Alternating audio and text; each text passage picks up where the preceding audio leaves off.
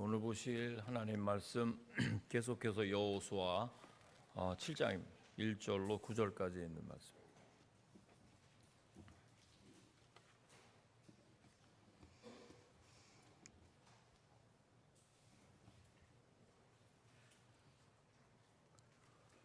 자, 번갈아 한번 우리 교독해 보겠습니다. 이스라엘 자손들이 온전히 바친 물건으로 말미암아 범죄하였으니 이는 유다 지파 세라의 증손 삽디의 손자 갈미의 아들 아간이 온전히 바친 물건을 가졌습니다. 여호와께서 이스라엘 자손들에게 진노하시느니라.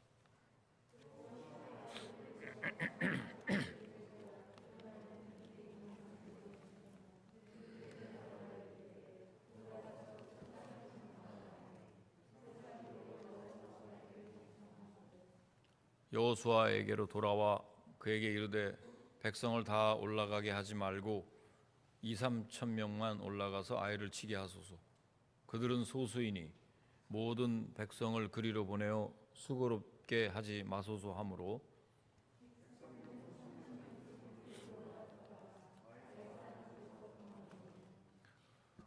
아이 사람이 그들을 36명쯤 쳐 죽이고 성문 앞에서부터 스바림까지 쫓아가 내려가는 비탈에서 쳤으므로 백성의 마음이 녹아 물같이 된지라.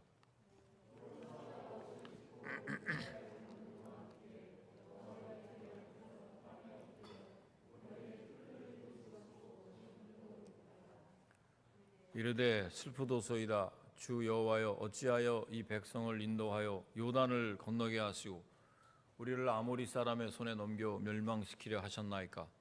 우리가 요단 저쪽을 만족하게 여겨 거주하였다면 좋을 뻔하였나이다.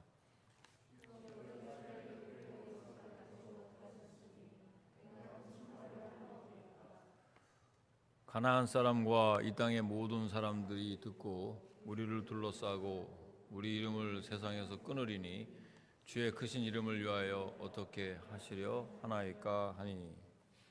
아멘. 여호수아 7장 1절로 9절까지에 있는 말씀을 가지고 오는 아이성의 위기라는 제목으로 주일 말씀을 선포하겠습니다. 여리고성 전투에 이제 이어 아이성 전투의 기사가 나옵니다. 7장은 이 아이는 여리고에서 베델로 가는 길목에 있는 성읍인데 가나안의 아주 핵심 도시인 여리고와 그 베델 사이에 위치한 이 아이는 굉장히 중요한 전략적인 요충지였습니다. 그런데 이제 여리고 전투와는 달리 아이성 전투는 내부의 그 죄 문제를 다루고 있습니다. 그러니까 여리고성 전투가 외부의 적과의 싸움이라고 한다 그러면 이 아이성 전투는 내부의 적과의 싸움이라고 할 수 있습니다. 외부의 적과의 싸움이 여리고성과 성의 전투, 그리고 이 아이성은 이 내부의 적과의 싸움이었다는 것입니다. 이 아이성 전투의 보도는 아간의 범죄에 대한 언급으로 시작이 됩니다. 근데 아간이 여리고 성에서 분명히 하나님께서 명하시기를 생명에 있는 모든 것들은 전부 다 진멸하고 전리품은 온전히 하나님께 전부 바치라 그랬어요. 그 명령을 아간이 어기고 온전히 하나님께 바쳐야 될 그 물건을 자기가 취함으로 이 진멸 규정을 어긴 것입니다. 자, 본문은 이 죄가 아이성 패배의 결정적인 원인임을 밝혀줍니다. 그렇습니다, 여러분. 우리도 새 출발, 새 마음으로 믿음 생활, 그리고 교회 생활을 시작하려고 다짐을 했는데 정작 뭘 좀 해보려고 하니까 가정에서 삐꺼덕 소리가 나고, 내가 섬기는 비즈니스와 내가 추구하고 있는 여러 가지 일, 또 학업, 직장 문제에서 파열음이 생깁니다. 생각하지 않은 일들이 자꾸 앞에 실타래가 꼬이기 시작합니다. 그리고 무엇보다도 내 안에 내가 발목을 잡고 있다는 것을 발견하게 되면 이 승리 직후에 뭔가 좀 이렇게 비전이 보이는 것 같은 그런 그 승리 직후에 찾아온 이 패배와 패배감, 아직까지도 내 마음에 이 상처를 좀 팍 딛고 일어나서 뭔가 세수를 세부대에 담기에는 뭔가 부족한 것을 느끼기 시작합니다. 그런 여러분에게 주시는 하나님의 말씀으로 받기를 주의 이름으로 축원합니다. 이 아이성의 위기, 이 말씀을 오늘 잘 내 마음속에 깊이 새긴다 하면 앞으로 여러분 삶에 놀라운 반전이 있을 것이고, 하나님께서 우리에게 주시는 세수를 세부대에 담는 그 거룩한 파도 타기에 함께 파도를 잘 타고 계속해서 전진해 나갈 줄로 믿습니다. 자, 이 아이성에 찾아온 이 위기는 어떤 위기였는지를 오늘도 한 3가지 대지로 나눠서 살펴보고 은혜를 나누고자 합니다. 자, 첫째는 이 아간이 하나님께 바친 물건을 취해서 하나님의 진노를 일으킵니다. 함께 1절을 읽어보시겠습니다. 자, 시작. 이스라엘 자손들이 온전히 바친 물건으로 말미암아 범죄하였으니 이는 유다 지파 세라의 증손 삼디의 소자 갈미의 아들 아간이 온전히 바친 물건을 가졌습니다. 여호와께서 이스라엘 자손들에게 진노하시느니라 그랬습니다.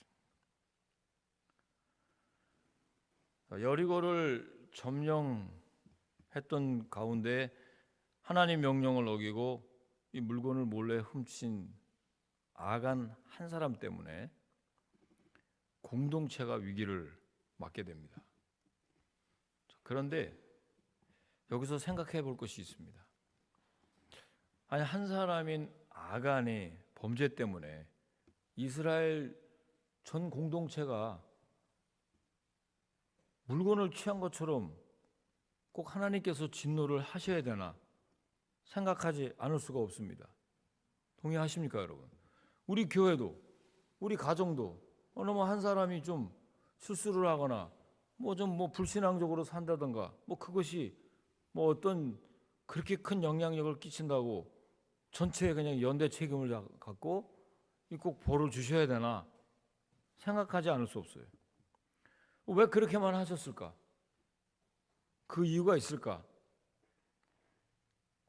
그렇게 하신 이유는 하나님의 백성은 하나님과의 약속으로 맺어진 하나의 유기적 공동체라는 것입니다. 분명히 하나님은 뭐라고 말씀하셨어요? 너희 가운데 모든 생명 있는 생명체는 이 여리고 성에 있는 모든 족속들은 다 진멸하라고 얘기했어요. 하나님 명령하신 겁니다. 그리고 그 가운데 있는 전리품은 이번에 하나도 빠짐없이 하나님께 다 온전하게 바치라고 명령이 떨어졌어요. 그래서 순종해가지고 여리고 성을 승리로 이끈 그 승리감에 주님께서 주시는 그 가나안 정복 전쟁을 차근차근 수행해 가고 있었던 것입니다. 지난 9월 20일 날 우리 주일 말씀 선포 말씀이 성전을 깨끗하게 하라는 말씀의 제목이었습니다. 예수님의 성전 정화인데 다 여러분 기억하실 것입니다. 그때 성전으로 하여금 성전의 본래 기능인 하나님께 신령과 진정으로 예배를 드리게 하는 것에 대한 그 방해 세력을 예수님이 아주 심하게 책망하셨어요. 돈 바꾸는 자들과 그 짐승을 마음대로 이렇게 바꿔서 어지럽히는 자들에게 상을 엎으시고 노끈으로 만든 채찍을 휘두르시면서까지 우리 예수님께서 진노하시면서 하신 말씀이 내 아버지의 집으로 장사하는 집을 만들지 말라, 이렇게 하셨단 말이에요. 그러니까 하나님께서 교회 전체에 영향을 주고 망칠 수 있는 범죄에 대해서 진노하셨다는 것입니다. 하나님은 하나님의 백성들이 순수하고 거룩하여지기를 원하십니다. 아멘이십니까? 간교한 마음으로 하나님을 속이기 시작하면 걷잡을 수 없이 타락하게 되고 그 마음속에 사람들의 욕심이 들어가서 탐심으로 발전하게 되고 그것이 그 사람의 죄뿐 아니라 악한 영향력을 끼친다는 것입니다. 사람들은 대개 사람의 이목이나 평가를 생각합니다. 저 사람이 나를 어떻게 보지? 목사님이 나를 어떻게 생각하실까? 아니면 저 권사님이, 장로님이, 집사님이 나를 어떻게 보실까? 이렇게 생각합니다. 근데 그런 생각 하지 말라는 것이 아니라 그런 생각을 하기 전에 하나님 앞에서 언제나 코람되어 하나님 앞에서 정직하게 행할 때 여러분이 살게 되는 것입니다. 공동체를 살리는 역할도 할 수 있는 것입니다. 우린 교회 안에서 나 한 사람쯤이야 하는 태도를 가질 수 있습니다. 그러나 나 한 사람이 교회 전체를 망치는 근원이 될 수도 있고 한 사람이 정말 희생하고 헌신함으로 말미암아 교회가 활력을 얻을 수도 있습니다. 아멘이십니까, 여러분? 굉장히 중요합니다, 여러분. 여러분 한 사람이 어떤 일을 이렇게 하는 거에 대해서 다른 사람이 굉장히 거기에 도전을 받고 야, 내가 진짜 이렇게 교회 생활을 하는 것이 항상 내가 길티했는데 이렇게 하는 거구나. 영적인 모델이 될 수도 있습니다. 한 사람이. 하나님께서 약속하신 그 가나안 정복 전쟁을 치르는 과정에서 작은 죄 하나라도 엄히 다스리며 새로운 역사와 기초를 하나님께서는 철저히 다지실 필요가 있었던 것입니다. 여러분, 아간이 어떤 사람이었습니까? 여러분 아간을 아십니까? 갑자기 7장에 등장하는 인물인가요? 아간도 여러분 믿음으로 순종하여 요단강을 건넌 사람입니다. 할례도 받은 사람입니다. 여리고 성도 함께 엿새 동안 6번 도른 사람이고요. 마지막 7번째 날에 7번 또 돌라고 해서 다 돌고 나팔 소리가 외칠 때 함께 외쳤던 사람이었습니다. 그럼에도 불구하고 이 사람 안에 있는 욕심이 컨트롤되지 않고 탐심을 버리지 못하고 죄를 그만 졌다는 것입니다. 여러분, 이거를 가볍게 생각할 수가 없습니다. 우리가 하나님께로부터 받은 은혜로 많은 결단과 마음의 결심을 하고 우리가 현장에 돌아갑니다. 그렇지만 언제나 하나님 말씀과 내 행동이 따로 놀 때가 얼마나 많은지 그 괴리감 때문에 괴로워하다가 지쳐있는 분들도 계십니다. 우리도 아간처럼 죄인이며 그 죄인인 것을 깨닫고 매 순간 하나님께 여쭈고 말씀 앞에 겸손해야 여러분 안에 있는 탐심을 물리칠 수가 있는 것입니다. 아멘, 아멘. 내 안에 컨트롤해서 내가 컨트롤 절대 못합니다, 여러분. 말씀의 거울 앞에 비춰볼 때 컨트롤이 되고 성령의 조명을 받아야 내가 하나님의 말씀에 순종할 수 있습니다. 믿습니까, 여러분? 그래서 순종함으로 여리고 성을 정복했는데 마치 자기네들이 정복한 것처럼 교만이 틈타게 되고 자만이 내 안에 슬며시 들어오게 됨으로 인해서 승리의 감격을 채 누리기도 전에 패배가 내 앞에 펼쳐지게 되는 것입니다. 함께 비전의 파도를 함께 탔는데 지금 이 파도가 잘 칠 때 같이 타는데 파도가 멈췄을 때 계속 파도가 있는 줄 알고 딴 데를 쳐다보면 물속에 꼬꾸라지게 된다는 뜻입니다, 여러분. 조심해야 돼요. 항상 이 공동체에 대한 영향력은 아무리 강조해도 지나치지가 않습니다. 잘 아시는 대로 견고한 여리고성을 함락시키고 정복할 수 있었던 이유가 뭘까요? 하나님 명령대로 순종했기 때문에. 이거 우리가 지난주 계속해서 우리 여호수아를 강의함으로 잘 알고 있는 내용입니다. 그런데 크리스찬인 여러분들이 생활 속에서 그러한 영향력을 실제로 행사하고 있는지 돌이켜보지 않을 수가 없어요. 한 사람의 범죄가 공동체에 정말 안 좋은 영향을 끼친다는 사실을 여러분 알 때, 누군가가 만약에 교회나 가정에서 하나님 보시기에 합당치 않은 일들을 계속해서 한다든가 하면 그것을 제어할 수 있는 담대함과 하나님의 말씀의 능력이 필요한 것입니다. 믿습니까, 여러분? 그거를 제어할 수 있어요. 언젠가 이 같은 본문으로 말씀을 선포한 적이 있는데, 그때 했던 예화인데, 일본 기업과 한국 기업을 비교하는 그런 책을 제가 한번 읽어본 적이 있는데, 일본의 그 사업가들은 대개 사업이 어려워지면 일본 사람들은 자기가 가지고 있는 그나마 남아있는 모든 재산을 다 회사에 투자한다고 합니다. 왜 그러느냐? 회사가 망하게 되면 그 회사에 딸린 식구가 다 망한다고 생각을 합니다. 평생 직장으로 생각을 하고 거기에 다 올인하는데, 이 한국 기업가들은 회사가 어려워지면 제일 먼저 스치는 생각이, 야, 이거 사업 망하면 어떻게 살지? 뭐든지 빨리 생각을 해요. 그런 생각 하지 말라는 건 아닌데, 그렇게 생각해서 회사의 공적인 재산까지도 빼돌리고 다른 데로 이렇게 돌린다는 그런 비교하면서 썼던 어떤 칼럼이나 그 책들을 제가 볼 때, 개인의 이익을 넘어서서 그게 속한 모든 사람을 운명 공동체라고 생각하면 우리가 어떻게 달라질까?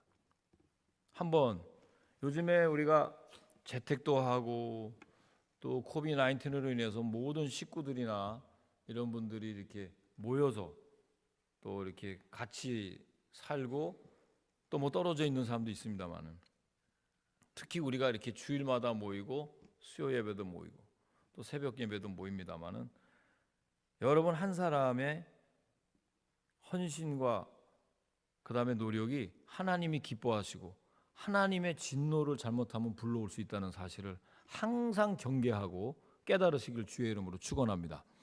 자, 두 번째로요, 아이성의 위기. 이스라엘 백성들의 마음이 물같이 녹아졌다 그랬어요. 함께 5절 말씀 읽어보시겠습니다. 시작.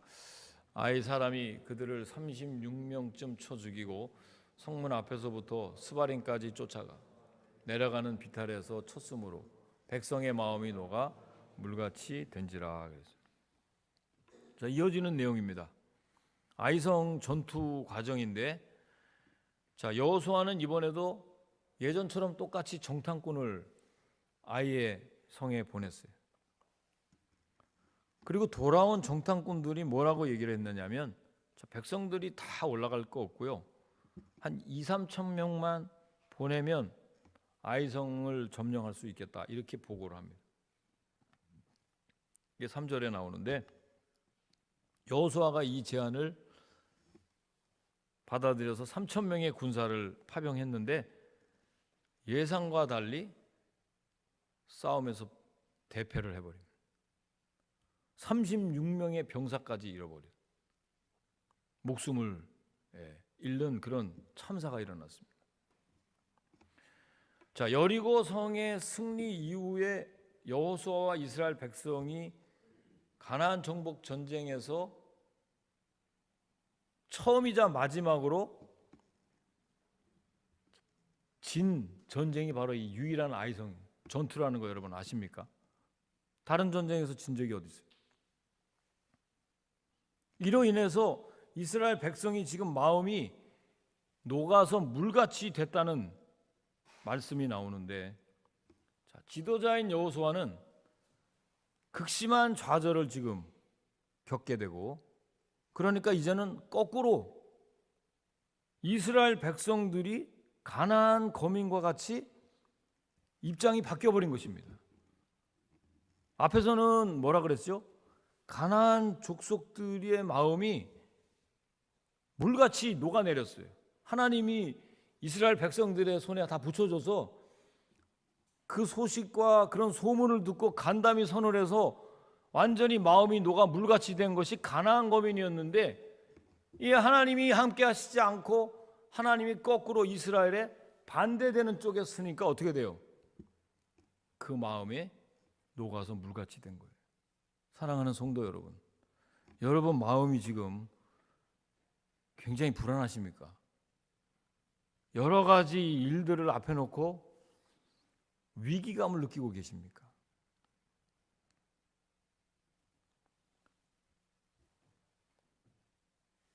이제는 이스라엘 백성들이 거꾸로 그렇게 돼버렸어요. 여러분 마음이 혹시 불안하기 시작한지, 이 아간의 범죄와 백성의 교만으로 인해서 하나님이 이스라엘의 대적이 되셨다는 것을 뜻합니다. 이거요, 이 굉장히 영적인 전쟁은 이게 양날의 칼 같아서 성령으로 충만한데 그 칼을 내가 하나님 나라를 위해서 열심히 휘둘리고 하나님 전신을 갑주를 입고 승리하는데 그게 성령의 검이 사용되지면 되는데, 그 칼에 잘못하면 이게 엄한 사람들이 칼이 베게 되고, 마귀도 여러분 만만치 않습니다. 여러분 보십시오. 아이성 전투에 임하는 그 이스라엘의 태도에는 여러 가지 문제가 있었어요. 가장 큰 문제는 뭐죠? 아간이 저지른 범죄입니다. 그리고 전쟁을 놓고 하나님께 이 지도자인 여호수아를 비롯해서 모든 이스라엘 백성들이 기도하지를 않았어요. 하나님께 여쭤보지도 않았어요. 똑같은 정탐꾼을 보냈는데, 미리 조사를 하게 했는데 아이성 전투와 관련해서는 전혀 하나님께 여쭤본 내용이 안 나와 있어요. 바로 그냥 정탐꾼 보내고, 정탐꾼 소식이 그 정도면 뭐 한 3천 명만 보내면 아주 박살 낼 수 있겠다, 이렇게 결정을 내린 거예요. 자, 우리도 교회를 이제 하나님께서 새롭게 해주셔서 처음에 여기 좋은 교회 달라고 기도하고, 여기서 이제 크게 부흥하고, 내가 섬기는 비즈니스, 우리 가정, 그리고 하나님께서 세수를 세부대에 담게 해주시기 위해서는, 우리의 장막의 터전을 넓혀주기 위해서는 물질의 복도 주시고 건강의 복도 주시고, 무엇보다도 일할 수 있는 성령의 기름 부으심을 부어주시는 것을 확신했습니다. 아멘. 이렇게 해서 전진을 했단 말이에요. 그런데 별것도 아닌 그런 대수롭지 않은 일을 맞닥뜨리게 되면 전부 기도하지 않습니다. 그냥 자기가 알아서 결정, 내가 알아서 해. 마치 여호수아가 자신이 총사령관인 것처럼, 직책은 총사령관이었지만 분명히 여리고성 전투를 하기 전에 하나님의 여호와의 군대 장관을 하나님께서 보내셔서 어떻게 했어요? 그의 발에 신을 벗으라는 명령을 분명히 여호수아에게 내렸어요. 겸손하게 하고 기도하면서 결정하라. 하나님과 계속 교제 가운데서 여호수아가 지금까지 왔어요. 그런데 정탐한 사람들의 말만 딱 믿고 그 정보에 근거해서 군세를 보냈단 말이에요. 그 결과 충격적인 패배였어요. 저는 여러분들에게 항상 충고하면서 권면할 때 안타까운 것이, 이 마지막에 잘해야 됩니다, 여러분. 어떤 비즈니스를 하든 어떤 사업을 하든 어떤 내가 일들을 추진할 때 하나님께서 시작한 그 일들은 끝까지 긴장의 끈을 놓치면 안 됩니다. 우리 한번 앞에 사람 얘기하세요. 긴장의 끈을 놓으면 안 됩니다. 이게 굉장히 중요해요. 마지막에 되어지는 일이 이 사단이 어떻게 하든지 여러분들을 하나님의 일꾼으로 사용하지 않으려고 시험을 주고 막 그런 환난을 줍니다. 물론 여러분들이 영적인 일들을 시작하지 않을 때는 건드리지도 않지만 여러분들이 정말 하나님의 일꾼으로 내가 쓰임받기를 원해서 내 마음의 밭이 하나님이 쓰실 만한 그런 귀한 그릇이 되기를 소원하는 순간부터 영적 전쟁은 내 안에서 치열하게 벌어집니다. 그렇습니다, 여러분. 아무리 작은 죄라도 이 정도면 괜찮겠지. 그렇게 허용할 때 큰 낭패를 볼 수 있다. 더 중요한 것은 작은 일을 두고 하나님께 여쭈어야 한다는 것입니다. 아무리 작은 일이라도 주님 앞에 올려놔야 돼요. 여러분이 신중하게 철저하게 자기의 머리를 다 써가지고 돌아가는 모든 일을 가지고 자기 지식과 지혜와 명철을 가지고 준비를 했다 하더라도 하나님이 함께 하시지 않으면 아무 소용이 없는 것입니다. 내 삶의 각종 위기가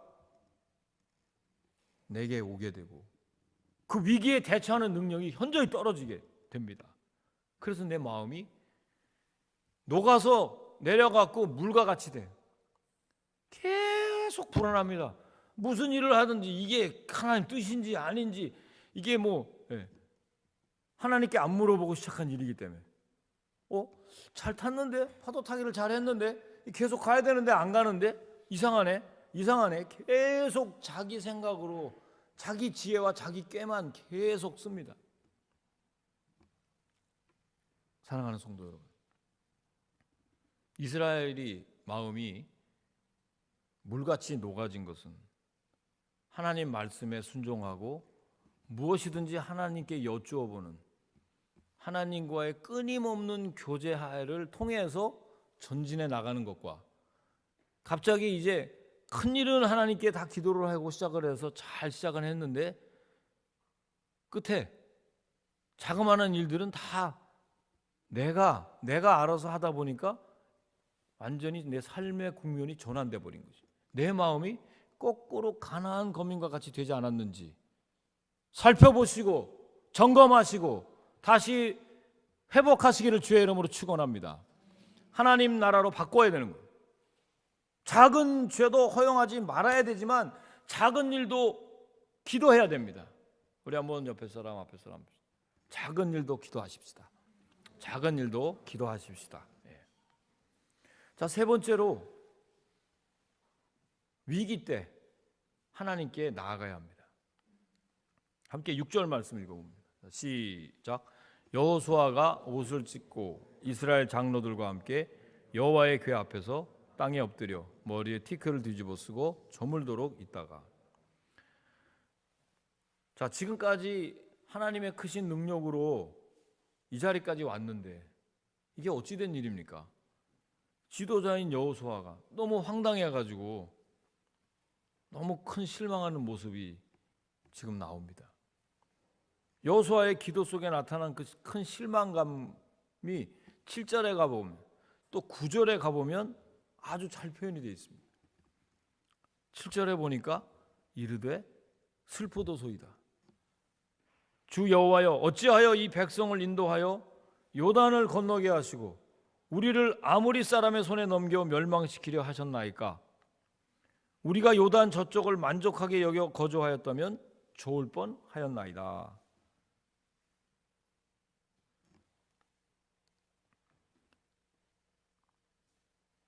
즉 여호수아는 하나님에 대한 신뢰를 버리지 않았기 때문에 그래도 그나마 다행인 것이 간절한 심령으로 하나님께 기도를 했다는 것입니다.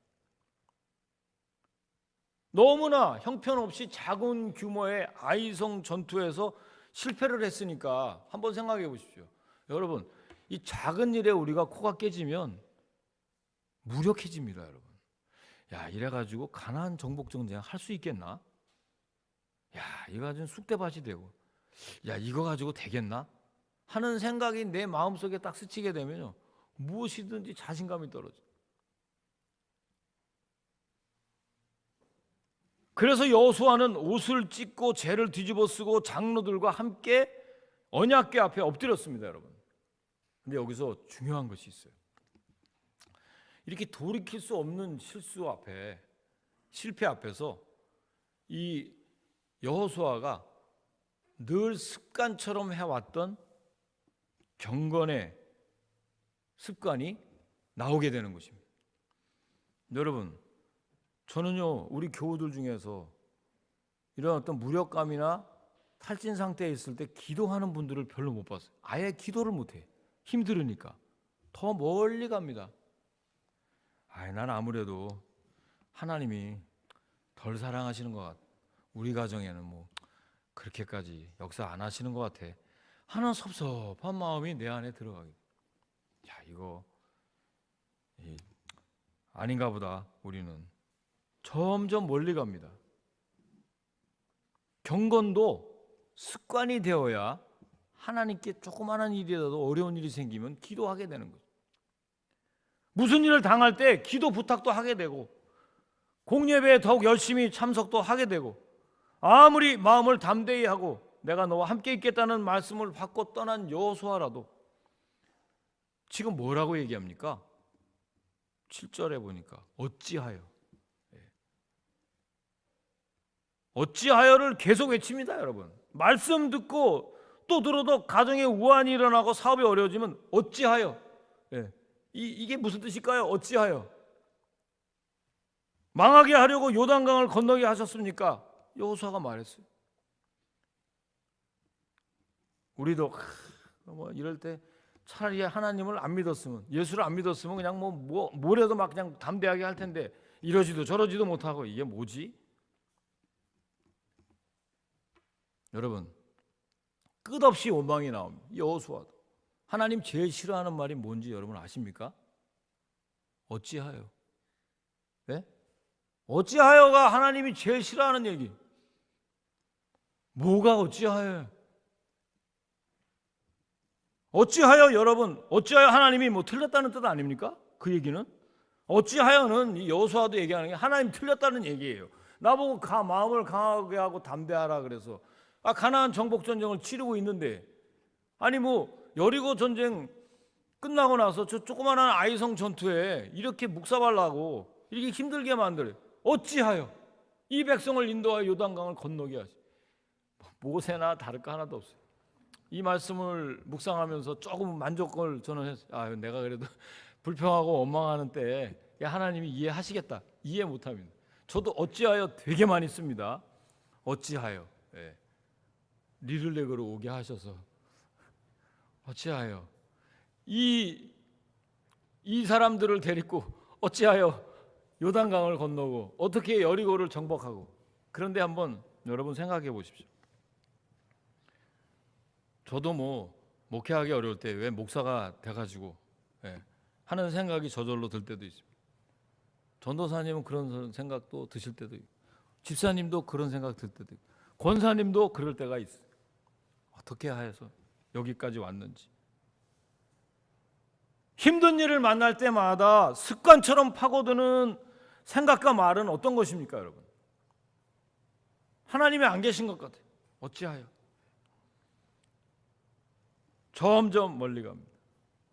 여러분, 진짜 성공을 위해서, 진짜 부흥을 위해서는, 진짜 여러분 축복을 받기 위해서는 주님 앞에 엎드려야 합니다.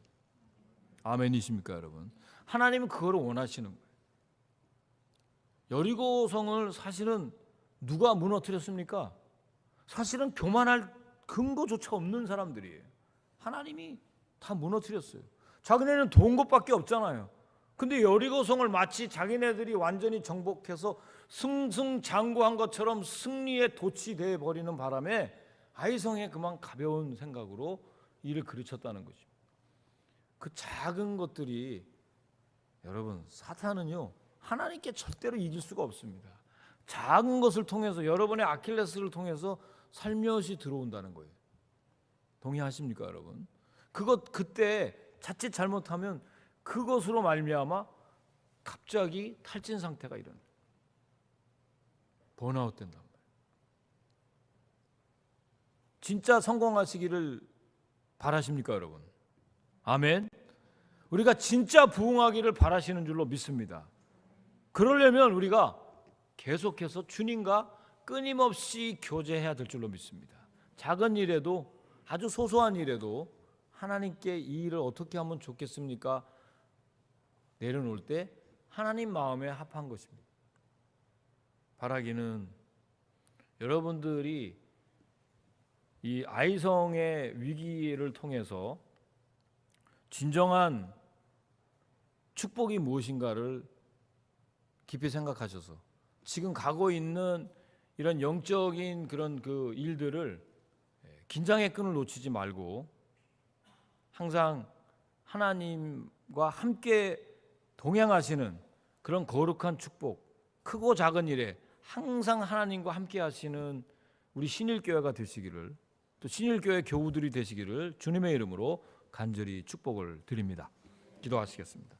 사랑과 은혜가 풍성하신 하나님 아버지, 한 사람의 죄로 인해서 그 영향력이 온 공동체에 영향을 끼치게 한 것을 새삼 깨닫습니다. 승리했다는 자만 뒤에 찾아온 패배와 패배감이 혹 우리의 마음, 우리의 발목을 잡고 있지 않는지 돌아보게 해주셔서 감사를 드리고, 이제는 이런 패배를 통해서 아니면 내 마음속에 간담이 녹아지는 것들을 통해서 다시 하나님 앞에 나가는 여호수아처럼 우리 모두가 하나님과 함께 동행할 수 있도록 축복하여 주시옵소서. 다시 기도하게 하시고, 다시 가난한 심령으로 바꿔주시고, 다시 하나님과 끝까지 동행할 수 있는 믿음의 사람들로 축복하실 때 진정한 부흥과 진정한 성공이 우리 앞에 펼쳐질 줄로 확신합니다. 감사를 드리며 예수님의 이름으로 기도하옵나이다. 아멘. 준비하신 헌금 하나님께 올리는 시간을 갖겠습니다.